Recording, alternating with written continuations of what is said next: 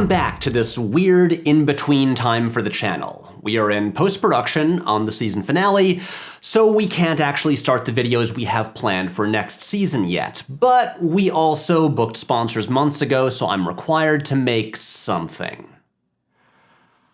So I watched all 7 Police Academy movies, and I guess I'm gonna talk about what I learned. So you may be asking, why Police Academy? Well, I grew up in the 90s, so in terms of 80s pop culture, I mostly just saw the good stuff, the stuff that stuck around in the public consciousness. So, you know, Spielberg movies and John Hughes movies, and in terms of comedies, mostly the ones starring SNL alums, like Ghostbusters and Beverly Hills Cop. But then there's the other stuff, the stuff that was popular at the time, but had no lasting impact. Like, in pop music terms, for Gen Z kids born in the early 2000s, they've all heard songs like Yeah by Usher, or Hey Ya by Outkast. Songs that were huge at the time, stood the test of time, and people still listen to today. But these kids have probably never heard The Reason by Hoobastank,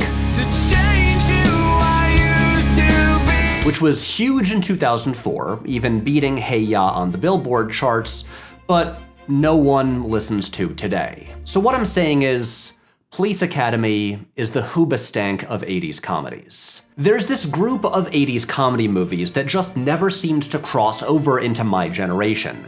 Like, I have never heard anyone my age actually talk about watching Revenge of the Nerds or Porky's. We're aware of them, we know they were successful, but no one actually seems to be a fan. And the same could be said about Police Academy. This franchise produced 6 movies between 1984 and 1989, and all but one of them opened at #1 at the box office. They were extremely successful, but when I was growing up, I really only knew the franchise as a punchline on The Simpsons. Why do you think I took you to all those Police Academy movies? For fun? Well, I didn't hear anybody laughing, did you? When Marge first told me she was going to the Police Academy, I thought it'd be fun and exciting, you know, like that movie, Spaceballs. But instead, it's been painful and disturbing like that movie Police Academy. So how did this franchise go from the 6th highest grossing movie of 1984 to a punchline for jokes about unnecessary sequels to a forgotten relic of the 80s? Is it as bad as people say? And what can Police Academy teach us about cinema history? Well, let's talk about it. Okay, so what is Police Academy? Well, it's part of the slobs versus snobs trend kicked off by Animal House that dominated American comedies in the 1980s. The premise is that the mayor of an unnamed city institutes a new recruitment policy for the police force requiring them to accept anyone who applies, which leads to a bunch of unqualified wacky misfits joining the academy. The first movie, which launched the career of Steve Guttenberg, was a massive hit. Like, let me put this in perspective for you. At the 1984 box office, Police Academy outgrossed movies like Footloose, Star Trek III, Romancing the Stone, Purple Rain, and Splash. This thing was a full-on blockbuster. And then, for the next 5 years, producer Paul Maslansky cranked out a new Police Academy movie every single year, and then a 7th and final one in 1994. Each sequel grossed less money than its predecessor, but almost all of them were extremely profitable. Look, I've seen my channel's analytics, so I know that most of my audience is under the age of 40, which means, like me until a few days ago, you've probably never seen these movies. So let's do a quick run through of the entire franchise. The Police Academy series can be neatly divided into 2 eras, the Mahoney era and the post-Mahoney era. And by that, I mean the 4 movies starring Steve Guttenberg as Kerry Mahoney, and then the 3 without Guttenberg. Police Academy, from 1984, directed by Hugh Wilson, is pretty much a mashup of Animal House and Stripes.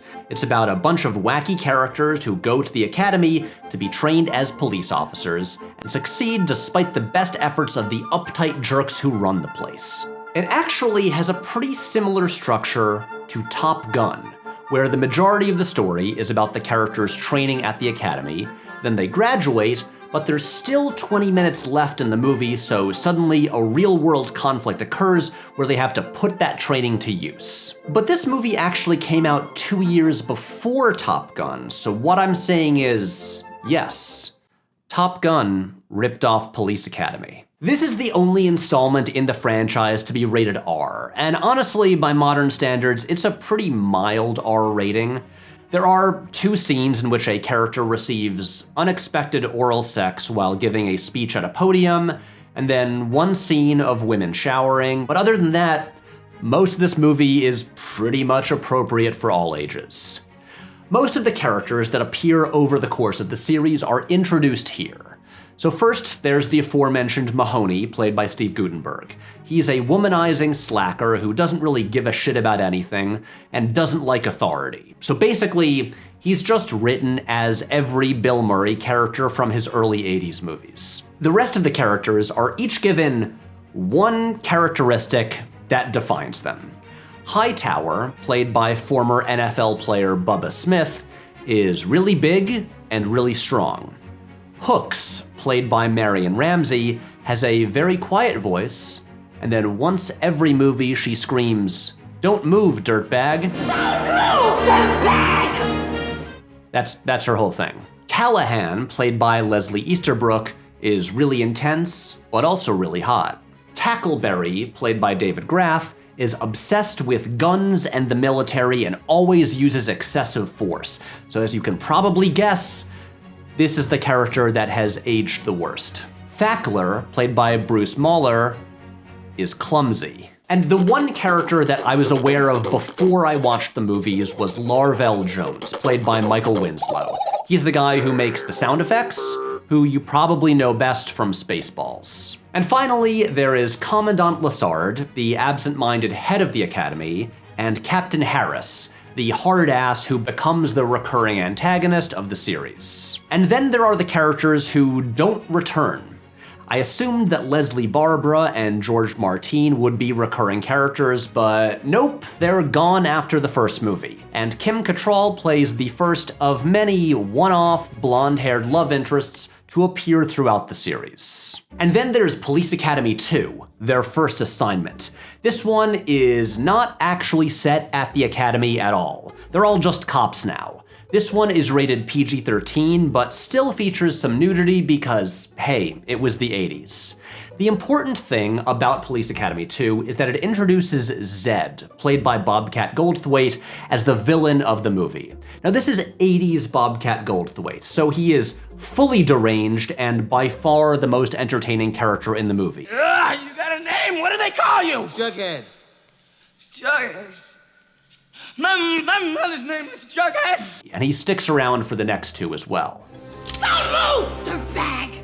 Police Academy 3, Back in Training, rated PG as all future installments would be, actually improves upon the premise of the first movie. This one is set back at the Academy, with the squad training a new group of recruits, which includes various characters from the first 2 movies, such as Zed, Fackler's wife, and Sweet Chuck, the nervous antique store owner played by SNL alum Tim Kazurinsky. Unlike the first movie, this one has some actual stakes, since the Academy is competing against a rival police academy, and the one that loses will get shut down. Honestly, I don't know why they didn't think of this for the first movie. Back in Training also introduces a new approach that would continue for the next 3 movies, where the third act has a big climactic action scene based around some sort of stunt. In this movie, it's a jet ski / boat chase. Police Academy 4, Citizens on Patrol, is kind of a less effective version of 3. It's once again set at the Academy, but this time there's this new program about training civilians to assist the police, but it just feels like the same thing all over again with a less interesting group of recruits. The only one who returns and joins the police in the following movie is House, whose whole thing is he's fat.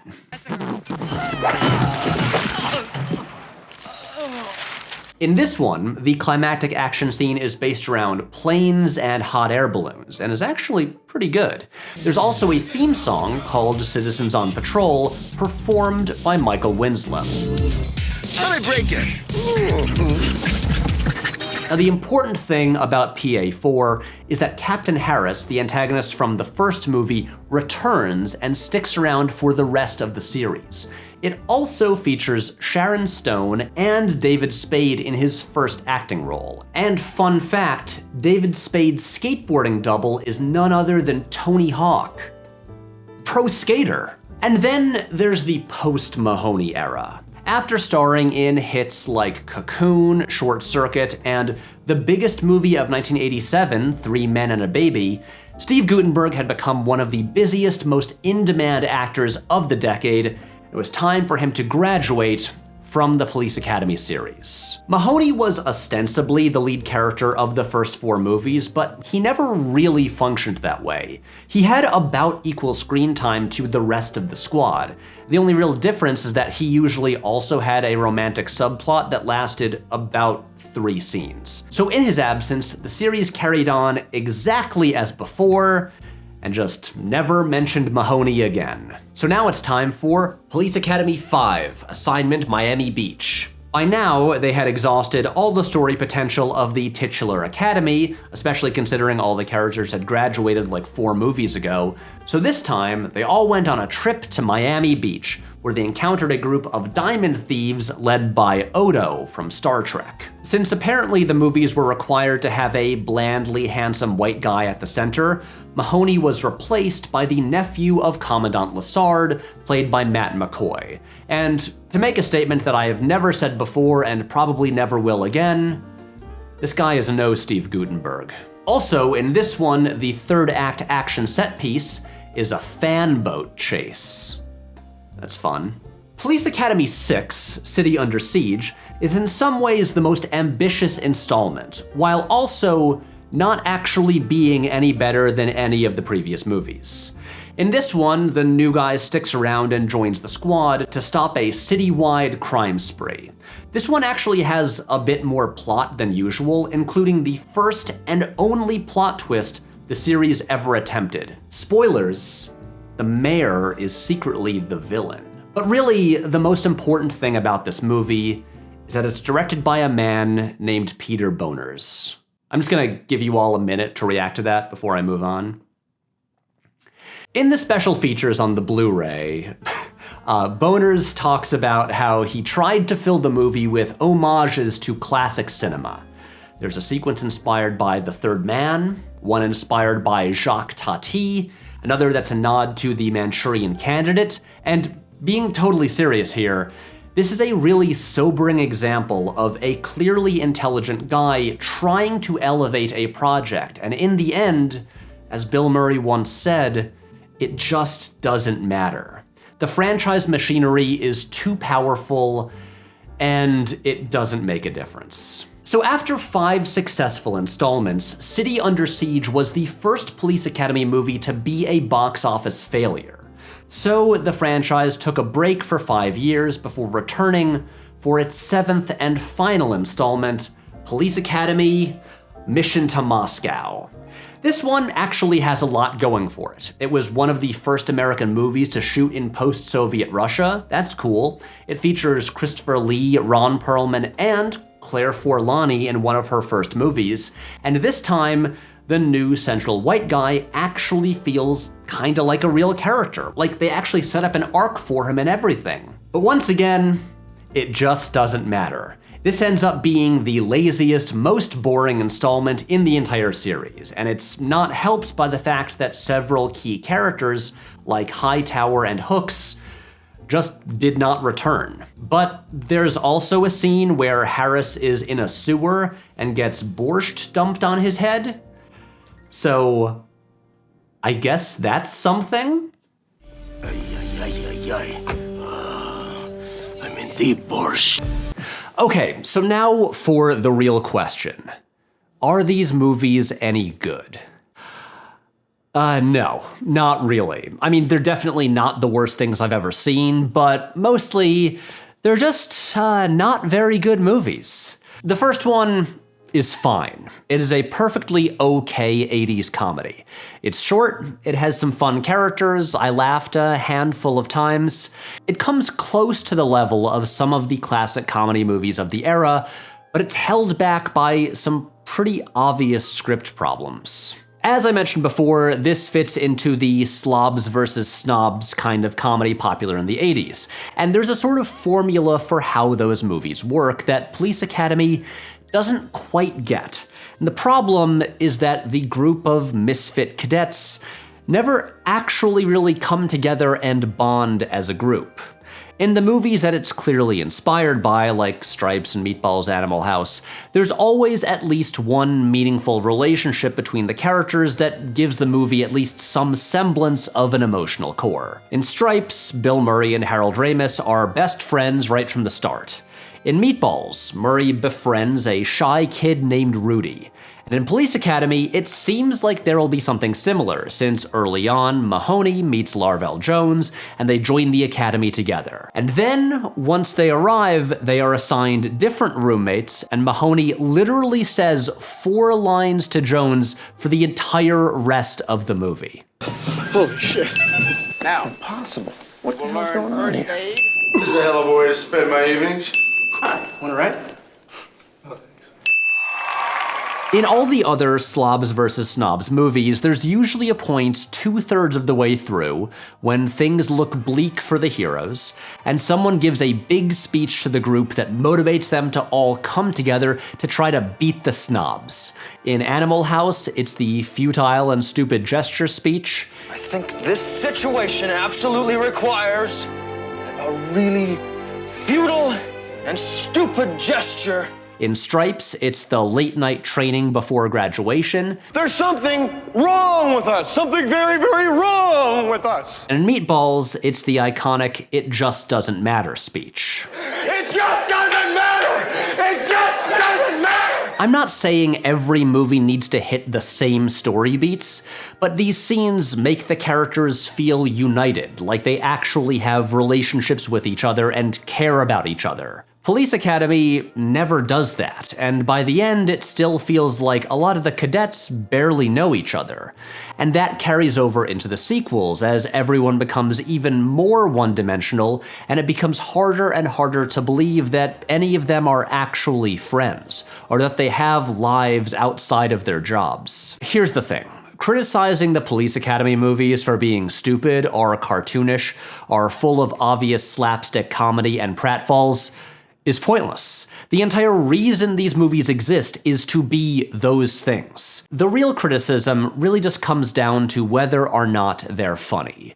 And mostly, they aren't. Watching all 7, I would laugh a handful of times over the first 4, and then once or twice in 5 and 6, and not at all during 7. The real problem comes down to the fact that the characters aren't really characters. They are mechanisms in a machine designed to perform the same function every time they're activated. Hightower will use his strength to lift or throw something. Tackleberry will shoot something with an unnecessarily large gun. Callahan will look sexy and men will gawk at her. Hooks will be very quiet and then very loud. The scenes in these movies tend to be extremely short. Like, here is a typical Police Academy scene. Some people are sitting outdoors at a restaurant, and a man is obnoxiously smoking a cigar and refuses to put it out. Tackleberry arrives and shoots the cigar with a crossbow. Then the scene immediately ends and we are on to the next one. And that's how it is for every character. They show up, they do their one thing, cut to the next scene. They don't have goals or problems. They just have one function that they perform over and over. If you read about the making of a lot of other comedies of the time, especially those made by and starring alumni of National Lampoon or Second City or Saturday Night Live, it's clear that those movies were largely built around showcasing comedic talents. Bill Murray rewrote most of his role in Meatballs on the set, and was given the freedom to do that because the movie was designed to showcase his comedic persona. Beverly Hills Cop was reworked from a more straightforward action movie and shaped around Eddie Murphy, who was given the freedom to improvise much of his role. Now, this is not to say that comedy movies require improv and that they can't have good, tight scripts, plenty of them do. It's that Police Academy is trying to be one of those movies, but without the comedy talents needed to elevate the material. It's trying to be a Bill Murray movie, but without Bill Murray, and there's no Harold Ramis working behind the scenes to help tailor the material to let the stars shine. Like, Steve Guttenberg is a nice, charming guy, but, you know, he's not Bill Murray. So mostly, Police Academy just has to go on the strength of the gags in the script, which are okay at best, and as the series goes on, they quickly become an issue of diminishing returns. But the strangest thing about Police Academy is that a just okay comedy spawned 6 sequels. It's a case where the thing that held it back as a movie actually helped it from a business perspective. Before the 80s, comedy sequels had existed in Hollywood for decades, but movie series like The Thin Man or The Pink Panther were built around the stars and the directors. Without them, you had no movie. There was an 11-year gap between the second and third Pink Panther movies because Blake Edwards and Peter Sellers were mad at each other. Now, Hollywood filmmaking has always existed on this narrow edge between art and commerce. People want to make great art, but they also want that art to be successful and make lots of money. And in the 80s, things tipped a bit more toward the commerce side. So remember a couple of videos ago when I talked about Julie Salamon's book, The Devil's Candy, about the making of the Bonfire of the Vanities? Well, there's a passage in it that has stuck with me, about how in the 80s, Hollywood studios were flooded with Wall Street guys who didn't care about what the studios were producing. To them, this was a business like any other, and they were there to make money. And so, while, yeah, there were plenty of, artistically exciting movies in the 80s, in that decade, there was also this explosion of sequels. Reliable brands that audiences already knew they liked. As Stephen Prince wrote in his introduction to the book American Cinema of the 1980s, the imperative to sequelize a successful picture became so all-powerful in the period that the industry viewed the late appearance of Ghostbusters 2, 5 years after the success of the original film, as a major failure by the studio, Columbia Pictures, to capitalize on its momentum. The widespread embrace of sequels in the 80s showcased the status of film as pure product merchandising. Sequels were like brand labels, and the studios sought to brand audience loyalty by developing characters and film properties that could be manufactured in perpetuity. So while you had plenty of star-driven franchises like Rocky, Rambo, and Indiana Jones, new franchises arrived that weren't built around any particular talent. In these cases, writers, directors, even stars were disposable. There would be a new installment every year, and if someone was busy or didn't want to come back, the machine moved on without them. The brand mattered more than the talent. And Police Academy was the ultimate safe brand. They didn't cost much to make, you could pump one out every year, and they reliably made a profit. And thanks to new developments like cable TV and home video, soon the R-rated first movie was seen by lots of kids. So the studio responded by toning down the adult content in the sequels, making the following movies PG, so now those younger audiences could see them in the theater. So as I was watching the Police Academy movies, I started to realize what they actually are. In recent years, the Marvel Cinematic Universe has often been compared to a big-budget TV show. There's a consistent look and feel to all the movies. We get a new installment every few months that moves the overall story forward a little bit. But hear me out. I would argue that Police Academy is really the original movie series as TV show. Obviously, it is completely different from the MCU because what it really is a sitcom. This is an ensemble group of wacky characters who all work together, and each movie is built around what is basically a sitcom plot. In this one, the heroes have to help the academy beat the rival academy to stay open. In the next one, they need to train some civilians to stop crimes. And the next one, they go to Miami Beach for an awards ceremony. There are no emotional arcs, no drama, no real change in the status quo from movie to movie. Each installment is comfortingly familiar.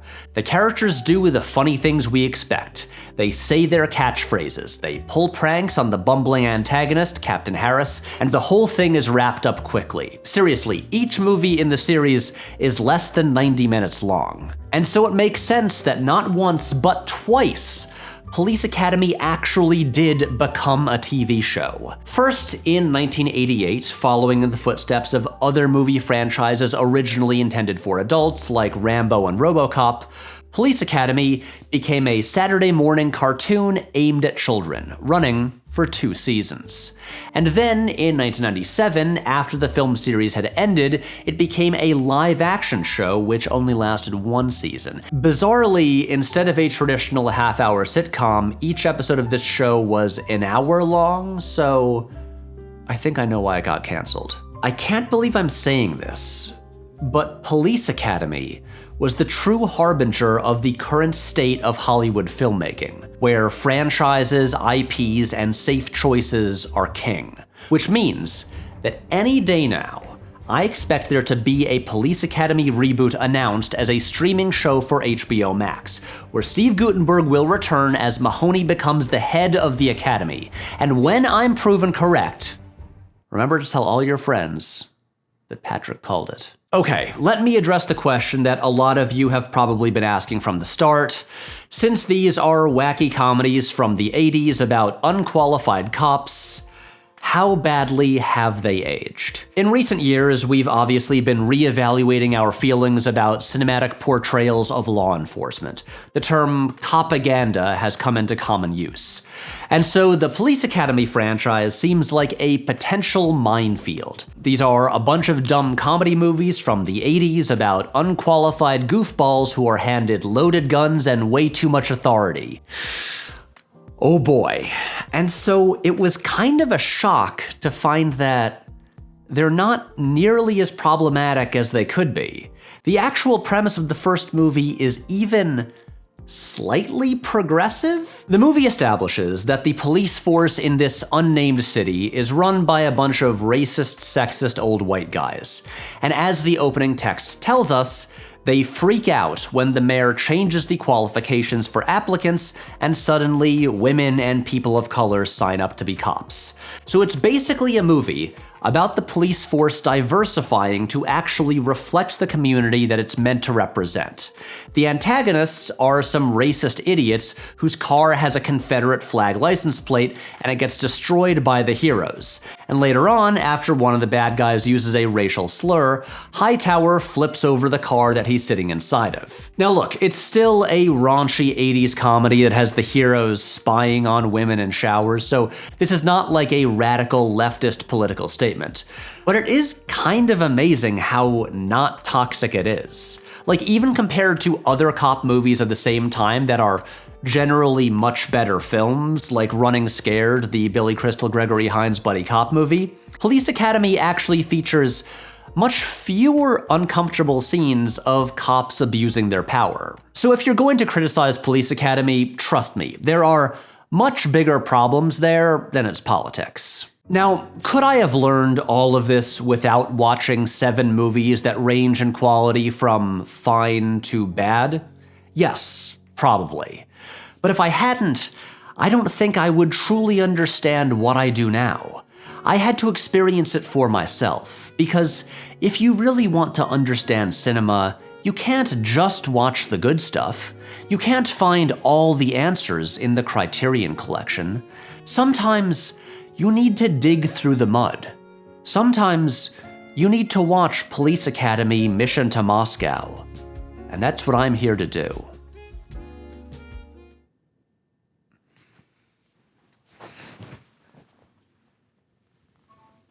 I gotta say, these Police Academy movies have some problems with their screenplays, especially the one-dimensional characters. Like, these movies would all work so much better and be much funnier if the characters actually had some goals and motivation. Now, I realize this advice is coming about 35 years too late, but the writers of these movies really could have benefited from taking Sabaa Tahir's class, Writing Authentic Fiction: How to Build a Believable Character, on Skillshare. Pretty good segue, huh? This is a class all about the elements the characters in Police Academy lack. I'm talking goals, and motivation, and conflict. It teaches you how to give your characters layers, so there's more to them than just the woman with the quiet voice who sometimes yells. And beyond this, Skillshare has thousands more classes taught by experts and professionals, not just about writing, but about filmmaking, music, graphic design, almost anything you can think of.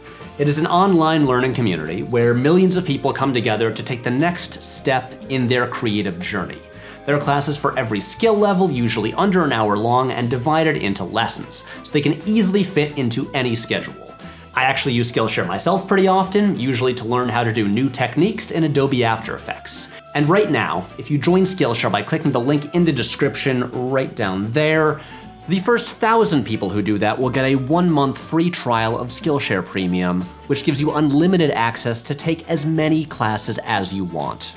So you can learn more about fiction writing, or advanced Photoshop techniques, or even how to knit. So you can learn new skills, improve the ones you already have, plus it helps support this channel. Everybody wins. Okay, I'll be back with a new video next month, but for now, I have to get back to editing the season finale. I just got the first pieces of the score by our composer Brian Matolius, and folks, it sounds really good. Hello, it's me again, doing my little outro thing over the end credits. I forgot to do it in the last video, I think I ran out of time. But anyway, I'm back here again, and let me deliver the thing that you really wanted, that you watched that last half hour of nonsense just to get to. So here's my official ranking of all 7 Police Academy movies. In 7th and final place is Mission to Moscow. It's the worst one. Then in 6th place is Police Academy 5, Assignment Miami Beach. Then in 5th place, Police Academy 6, City Under Siege. Okay, and then in 4th place, it is Police Academy 4, Citizens on Patrol. Then in 3rd place, Police Academy 2, their first assignment. In 2nd place, Police Academy 3, Back in Training. And in 1st place, it's the first movie. The first movie is the only one that it's fine. It's fine. It's the best one. It's weird that there are so many of these. Anyway, here's the Patreon credits. If you want to be in the Patreon credits, I think you just have to join at the $4 tier. Pretty exciting stuff. And also, I haven't mentioned this in a while, we're close to some goals on the Patreon. When we hit the next goal, because, I don't know, so many people asked for this, I will make a little video walking through all the stuff on my shelf of graphic novels, just my whole collection of comics and stuff. And then the one after that, way more important, my dad and I will make a video about lacrosse. We'll play lacrosse. I will play lacrosse on camera because I did that in high school. We'll talk about lacrosse in cinema. It'll be pretty exciting. Anyway, we're almost at the end of the credits. So I'm going back to work on finishing up the finale soon. We're getting close. It's such a big thing. I'm excited for you to see stuff soon. We're almost there. Anyway, that's the end. Bye.